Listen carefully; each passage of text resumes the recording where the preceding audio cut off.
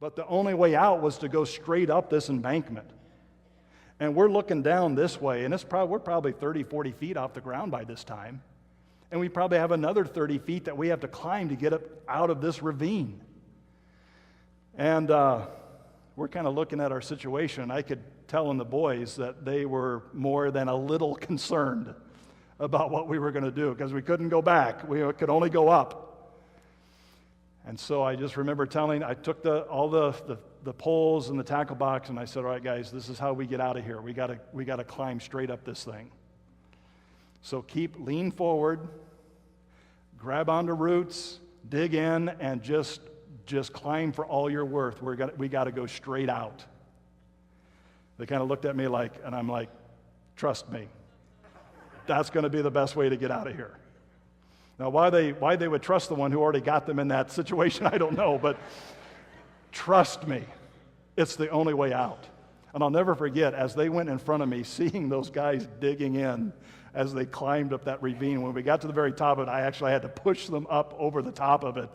But obviously we got out. I mean, we're still here. We made it out. But here's the point of that story. Trust me. What am I saying when I say trust me? And what are they actually doing when they trust? There's 3 parts to it. Number 1, when you trust in that way, you are believing what you're being told is true. When God says, trust me, we are believing that what He tells us is true. We are believing that the promises that He gives in His Word are true. We're trusting in Him. Trust, number 1, is believing that what you're told is the truth. But number 2, you have to act on it. Trust is when you're acting on what you believe is true. You have to act. You can't say, I trust you, and just stand there. You have to move forward. You have to act in trusting. And number 3, both what you believe, what you do, is founded in that you believe that there is a loving motive that's behind what you're told. There's a loving motive that's underneath it.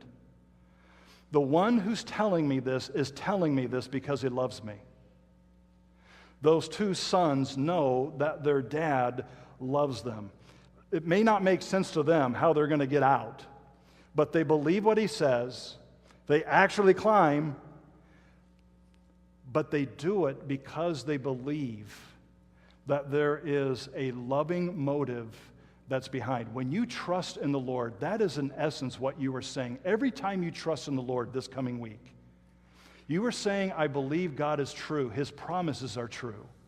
Therefore, I'm going to act, and that act may just be resting in my life circumstances. I'm just going to rest in the will of God.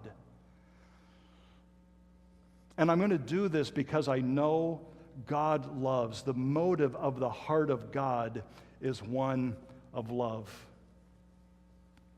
Just about a month ago, a young man in our church told me that at where he works, that he was literally approached by a woman and was asked, just flat out, and you know this kind of thing happens, but it still seems shocking to us, just flat out asked to come to my house tonight, and pretty much was Proverbs 5, Proverbs 7 shady lady.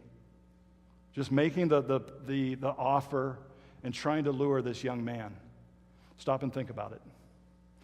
That young man is going to process what's happening one of 2 ways. He's going to trust the Lord. He's going to believe that what God says about love, about sexuality, about relationships, about what is right and wrong, he's going to believe what God says. He's going to act, and in that moment, the action is no, And he's going to do this because he knows something about the God he loves. He knows the commandments of God are good. And while there may be something in him that's pulling him towards sin, he says, no, I won't trust what I immediately feel. I will trust what God says, and I will trust the heart of God that He tells me what's true because He loves me.